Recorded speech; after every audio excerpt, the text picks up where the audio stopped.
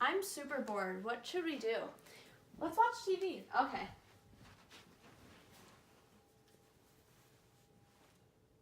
No, this looks bad. Oh, what about Comedy of Errors by William Shakespeare? That looks good. Yeah, I wonder what it's about. William Shakespeare was born in the United Kingdom on April 23, 1564. He was born to John Shakespeare, a leather merchant, and Mary Arden, a local heiress, and he had 7 other siblings. It is most commonly believed that he attended King's New School in Stratford. This is where they believed he learned the basis of reading and writing. William Shakespeare, who was 18 at the time, married Anne Hathaway, who was 26. They were married on November 28, 1582, and Hathaway was soon pregnant with their first child, Susanna. Soon after, 2 years later, Anne was pregnant with twins who were named Hamnet and Judith. There are 7 years of no records from him, also known as the lost years. By 1592, sources show that Shakespeare began his acting and playwriting career, and he had 15 of his 37 plays written by 1597. In 1599, Shakespeare and his partners built their own theater, known as the Globe.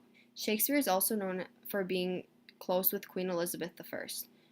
It is believed that Shakespeare died on April 23, 1616. It was his 52nd birthday. Shakespeare added a few more characters and also excluded a few from the original work of Plautus. There is also very similar connections in the plot with Ijon and the search for his sons in the Comedy of Errors with the stories from the medieval text Gesta Romanorum by Richard Robinson. There is also thought that Shakespeare could have looked into Confessio Amantis by John Gower for inspiration for his. The first performance of the Comedy of Errors was performed on December 28, 1594, at the Feast of the Holy Innocents for a wild crowd. The play was recorded but not published until 1688. This is his shortest play, which deals with the legal events, and many believe Shakespeare wrote this play just for the performance at the Inns of the Court, which is the center for studying and practicing law. This play was first published in 1595. We will be acting out Act 4, Scene 2, and it is about a few of the characters who are super confused and frustrated because they don't know about the Antipholus twins. To mention a few characters, the first is Egon, and he is a merchant from Syracuse and the father of 2 twin boys. He is the husband of Amelia, and while looking for his missing son, he is sentenced to death because he went into enemy territory, and later he is reunited with his whole family. Amelia is the lost wife of Egon, and she takes in Antipholus of Syracuse without knowing it was her son. Then there is Antipholus of Ephesus, and he is the son of Egon and Amelia, and he is missing from his family during shipwreck. He lives in Ephesus as a citizen, and his servant is named Dromio of Ephesus. We will reference both men as E. Antipholus and E. Dromio throughout our presentation. Antipholus of Syracuse is staying with his father after the shipwreck, and he goes to Ephesus looking for his lost brother. His servant is named Dromio of Syracuse, and we will reference both men as S. Antipholus and S. Dromio throughout our presentation. Adriana is the wife of Antipholus of Ephesus, and she gets confused throughout the play when she mixes up the 2 brothers. At the beginning of this play, we learn that merchants from Syracuse are not allowed to enter Ephesus, and merchants from Ephesus are not allowed to enter Syracuse. A merchant named Egon broke this rule and traveled to Syracuse and was sentenced to death by Solonius, the Duke of Ephesus, to die. He can get out of death by paying 1,000 marks.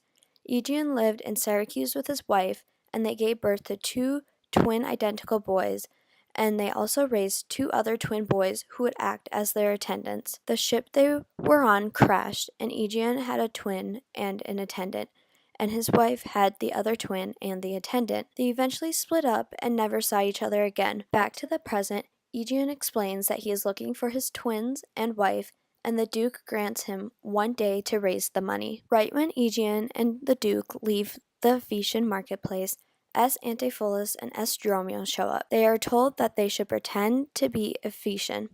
Confusion begins when E. Dromio enters the scene because E. Antipholus' wife asks Dromio to find E. Antipholus and bring him home for dinner. When E. Dromio sees S. Antipholus, Dromio mistakes S. Antipholus as E. Antipholus and begs S. Antipholus to come home. The two quarrel because both sides are confused. Eventually, E. Dromio runs away after being hit by S. Antipholus, and S. Antipholus goes to the hotel to find S. Dromio. While Adriana and her sister Luciana are at E. Antipholus's house waiting for all the men to come home for dinner, they start having disagreements. Luciana thinks men are freer than women, and Adriana is mad, saying that is why Luciana won't get married. E. Dromio comes in and explains what happened in the marketplace. He tells Adriana her husband has gone mad. She sends him back to the marketplace while Adriana is at home. S. Antipholus finds S. Dromio and questions him about the wife and being late to dinner scenario, and S. Dromio is confused and reassures him that was not S. Antipholus. Adriana and Luciana come in, and Adriana talks to her husband about the affair, making him feel guilty. S. Antipholus reminds Adriana that he is not actually married to her. Adriana insists that she sent E. Dromio to bring her husband home. Later, Antipholus meets Angelo, who is a goldsmith making a necklace for Antipholus's wife. E. Antipholus is frustrated because E. Dromio says E. Antipholus beat him, but it was actually S. Antipholus who beat him. The conversation goes to Balthasar, the merchant, and E. Antipholus. They talk about the invitation to E. Antipholus's dinner that night. One problem pursues. E. Antipholus is locked out of his house because S. Dromio was informed by Adriana to let no one in. When E. Antipholus asks who is guarding, S. Dromio says it was him. This makes E. Dromio confused, as it seems like someone else stole his identity. Confusion persists when Adriana comes outside and insists her husband is already inside, even though he is outside the gate. To get back at his wife, E. Antipholus decides to give the necklace to the nice woman at the place they are eating. The house is super confused. S. Antipholus begins to confess his love for Luciana. Now Luciana thinks her brother-in-law is in love with her. Luciana thinks he married her sister for money. S. Antipholus insists to Luciana that he has no wife. Luciana is weirded out and runs to Adriana. S. Antipholus is freaked out that this place is filled with witches and wants to leave. Now Angelo the goldsmith comes in with the gold chain and gives it to S. Antipholus. He accepts this gift even though it is not his. Angelo about the money Angelo needs to pay. Angelo expects to pay the merchant with the money that he will receive from E. Antipholus for the necklace, but Angelo mistakenly gives it to S. Antipholus. Later, E. Antipholus arrives to pick up his necklace since Angelo never showed up to the porpentine. The merchant has E. Antipholus arrested because E. Antipholus refuses to pay. To add to the confusion, S. Dromio arrives to inform his master, who's not his actual master, that the ship to Ephesus is ready. E. Antipholus yells at S. Dromio to go to Adriana to get bail money. Here, go, the desk, the purse, sweet now, make haste. How hast thou lost thy breath? By running fast. Where is thy master, Dromio? Is he well? No, he's in Tartar limbo, worse than hell. A devil in an everlasting garment hath him, one whose hard heart is buttoned up with steel, a fiend, a fury, pitiless and rough, a wolf, nay, worse, a fellow in all buff, a back friend, a shoulder clapper, one that countermands the passages of alleys, creeks, and narrow lands, a hound that runs counter and yet draws dry foot well, one that before the judgment carries poor souls to hell. Why, man, what is the matter? I do not know the matter. He is rested on the case. What, is he arrested? Tell me, at whose suit? I know not of whose suit he is arrested well, but he is in a suit of buff, which rested him, that I can tell. Will you send him, mistress, redemption, the money in his desk? Go fetch it, sister. This I wonder at, that he, unknown to me, should be in debt. Tell me, was he arrested on a band? Not on a band, but on a stronger thing. A chain, a chain. Do you hear it ring? What, the chain? No, the bell. 'Tis time that I were gone. It was 2 ere I left him, and now the clock strikes 1. The hours come back, that I did never hear. Oh yes, if any hour meet a sergeant, turns back for very fear. As if time were in debt, how fondly dost thou reason? Time is very bankrupt, and owes more than he's worth to season. Nay, he's a thief too. Have you not heard man say, that time comes stealing on by right and day? If time be in debt and theft, and a sergeant in the way, hath he not reason to turn back an hour in a day? Go, Dromio, there's the money in the bag. Bear it straight, and bring thy master home immediately. Come, sister, I am pressed down with conceit my comfort and my injury. S. Antipholus is still in the marketplace waiting on S. Dromio. S. Antipholus has no idea why, but he feels the people in the city have been nice to him. He thinks about his good luck. He tells himself the city is filled with sorcery. S. Antipholus asks S. Dromio about the deporting ships and the gold for bail. A courtesan enters the scene and talks about her dinner with E. Antipholus, in which he promised her a gold chain in exchange for her ring. When A. courtesan realizes S. Antipholus wears this gold chain, he runs away. Angrily, she decides she will go to his wife and tell her that her husband stole her ring. Luciana and courtesan and a schoolmaster named Pinch all come in. The women beg Pinch to get rid of whatever demon is possessing E. Antipholus. After a lot of talking and watching, Pinch decides all the men are crazy. He insists they must be bound and put in a dark room to help with their possession. This makes E. Antipholus even more mad. A fight breaks out and ends with E. Antipholus being taken away along with E. Dromio, who is tied up. Adriana starts talking to the officer about the whole debt and necklace situation.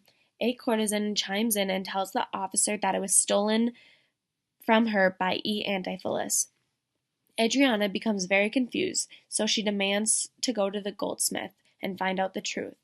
S. Antipholus and S. Dromio reappear with swords, which scare everyone off. S. Antipholus tells S. Dromio to get all of his things quickly, as they will be leaving Ephesus. S. Dromio is unsure if he wants to go. He might be happy with staying. Shows up wearing Angelo the goldsmith's necklace. The merchant gets involved when S. Antipholus and Angelo start arguing, and soon swords are drawn. Adriana arrives just in time to break up the fight. S. Antipholus and S. Dromio run to a religious house. The abbess enters, wondering what is disturbing God's peace. Adriana updates the nuns on the chaos, and they understand that there might be another woman. The abbess goes to chew Adriana out on how she's a nag to her husband. The abbess decides to keep S. Antipholus in their care. Adriana is very upset about this, so she goes to the Duke and begs him to get her husband back. The Duke goes with Aegeon and some officers, saying that Aegeon will only be spared for the price of 1,000 marks. Suddenly, E. Dromio and E. Antipholus show up and plead that Duke owes them justice.